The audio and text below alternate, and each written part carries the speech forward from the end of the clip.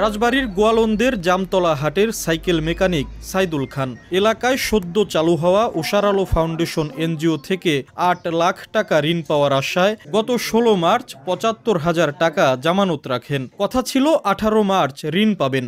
ঋণ আনতে গিয়ে দেখেন উধাও হয়ে গেছে প্রতিষ্ঠানটি, কার্যালয়ে ঝুলছে তালা। একই পরিস্থিতির শিকার গোয়ালন্দ বাজারের ব্যবসায়ীরা সহ উপজেলার বিভিন্ন এলাকার অন্তত শতাধিক মানুষ। ভুক্তভোগীদের অভিযোগ, গত ১০ মার্চ গোয়ালন্দ পৌরসভার নীলুশেখের পাড়ার নাজমুল হাসানের বাড়ির নিচতলায় অস্থায়ী কার্যালয় খুলে বসে প্রতিষ্ঠানটি। পরে কয়েকজন এনজিও কর্মী পরিচয় দিয়ে শুরু করেন সদস্য সংগ্রহ।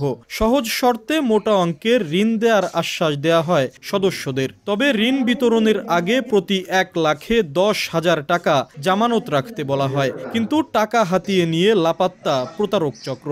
আমার ৮ লাখ টাকা লোন দেবে আর কি।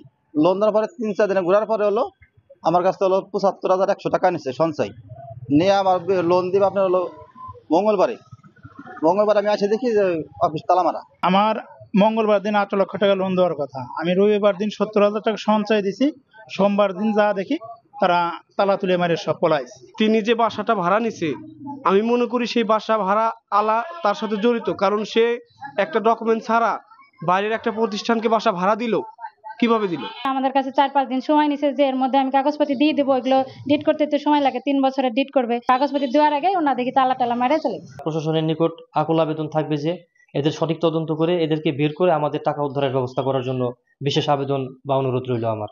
বিষয়টি নিয়ে থানায় লিখিত অভিযোগ দিয়েছেন ভুক্তভোগীরা। প্রতারক চক্রকে ধরতে কাজ করছে পুলিশ। উপজেলা নির্বাহী কর্মকর্তা বলছেন, এই নামে উপজেলায় কোনো বৈধ এনজিও নেই। যদি ভুক্তভোগী কারোর কাছ থেকে অভিযোগ পাই তাহলে আমরা উপজেলা প্রশাসন পক্ষ থেকে আমাদের বিধি অনুযায়ী যতটুকু ব্যবস্থা নেওয়ার আমরা সেটুকু ব্যবস্থা নিব। ভুক্তভোগীদের তথ্য অনুযায়ী ১ সপ্তাহে শতাধিক গ্রাহকের প্রায় ৩০ লাখ টাকা নিয়ে পালিয়েছে ভুয়া প্রতিষ্ঠানটির কর্মকর্তারা। আশিকুর রহমান, সময় সংবাদ, রাজবাড়ী।